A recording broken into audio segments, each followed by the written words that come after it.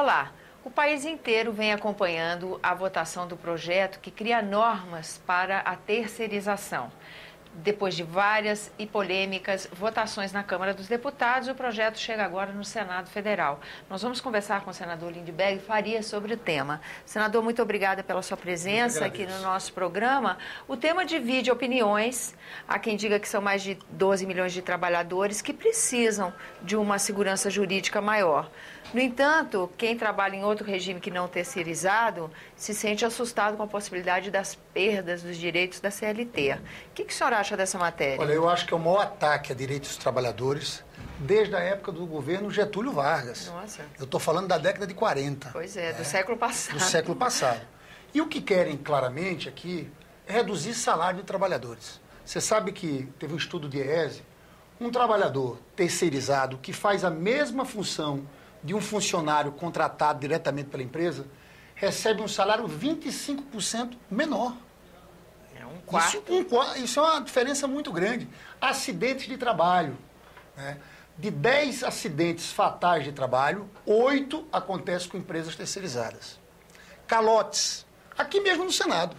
Aqui no ano passado nós tivemos um caso, os funcionários assessoristas aqui, eles, de uma hora para outra, a empresa fechou e não pagou os direitos trabalhistas. Isso acontece muito. A Justiça do Trabalho tem inúmeros casos como esse. Então, na verdade, o que nós estamos falando é de precarização do direito dos trabalhadores. Eu fiquei envergonhado vendo aquela sessão da Câmara dos Deputados, porque, sinceramente, a Câmara dos Deputados é para ser a casa do povo brasileiro. Foi a casa dos grandes empresários, com discursos falsos, porque todo mundo sabe que o prejuízo para o trabalhador é grande. Agora, eu acho que o Senado vai ter o papel de equilibrar esse jogo. Você sabe que o Senado sempre foi uma casa mais conservadora.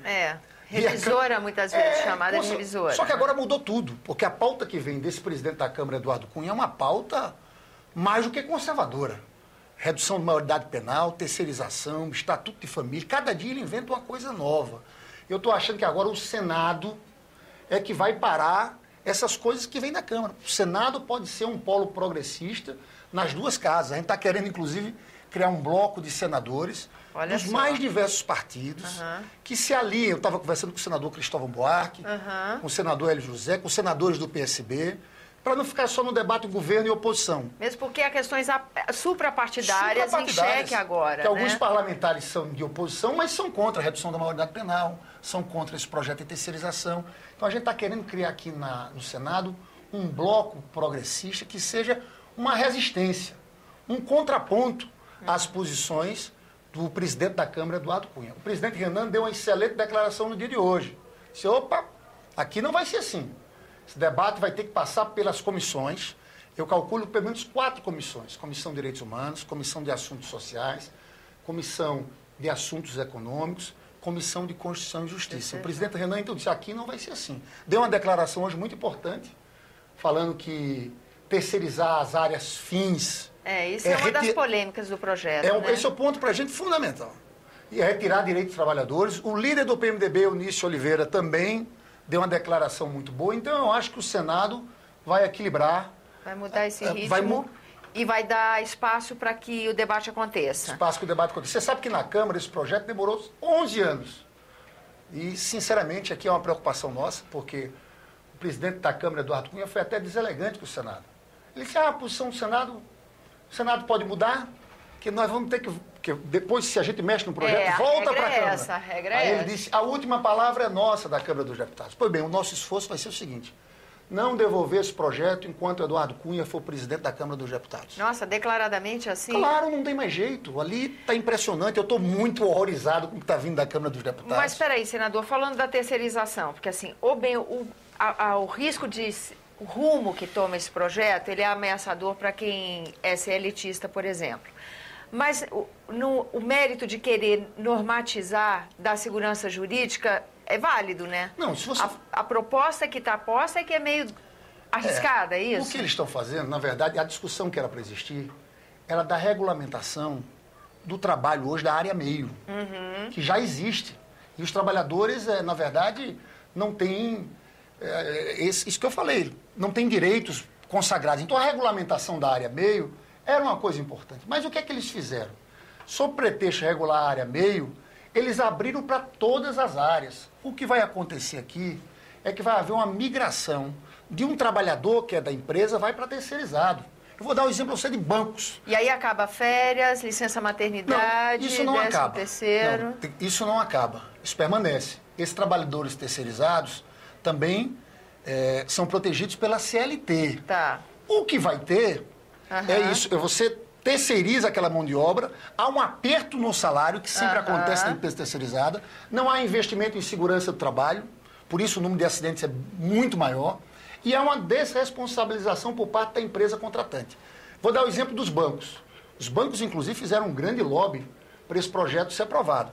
Porque hoje, nos bancos, eles podem terceirizar o quê? Vigilância, limpeza. Só que ele não pode terceirizar a atividade fim, o bancário. O bancário é contratado pelos grandes bancos. Você não tenha dúvida que esse pessoal tudo vai migrar para terceirizados. É isso que vai acontecer. Aí você tem um sindicato menos forte, que defende menos os direitos. Né? Porque você não vai ter uma organização sindical. A organização sindical do terceirizado não vai ser a mesma do outro sindicato. Né? Você vai ter Então é isso que vai acontecer. Então o que vai existir é que vai haver uma migração gigantesca desses funcionários que são contratados diretamente pela empresa para as empresas terceirizadas. É isso que vai acontecer com esse projeto. Agora, voltando a essa dinâmica que está no Congresso Nacional, porque nessa legislatura as coisas estão andando bem diferente, né, senador? Então, a dinâmica dessa casa mudou e a da Câmara também, a relação entre as duas, mais ainda, né? Mas aí é que eu digo, nesse sentido, acho que aqui o Senado pode ser um contraponto à Câmara conservadora do presidente Eduardo Cunha. E a postura do presidente do Senado também é uma postura muito diferente. É uma postura de conciliação. Eu estou gostando muito dessa posição do presidente Renan sobre esse projeto de terceirização. O que a gente está fazendo agora, contato com os sindicatos, com os movimentos, porque esse tema nas redes sociais, nos últimos 15 dias, dominou completamente o debate das redes sociais. E não é à toa, né? E muita gente ficando contra o projeto de terceirização. Eu acho que se esse movimento tivesse começado antes, talvez não tivessem aprovado desse jeito na Câmara dos Deputados. Entendo. Então, o que eu estou agora em diálogo com as centrais, com os movimentos, é que é fundamental dialogar com os senadores, conversar com os senadores no seu estado, fazer uma mobilização política da sociedade para reforçar a nossa posição aqui no Senado. Ou seja, engraçado, a gente fez uma entrevista hoje no Argumento sobre financiamento de campanha, sobre essa relação dos partidos e tudo, e a conclusão que se chegou foi a mesma da nossa entrevistada, que precisa de um acompanhamento da sociedade. De novo, o senhor volta com essa postura cidadã que está sendo tão necessária nesse momento que o país tem tantos temas em xeque, né?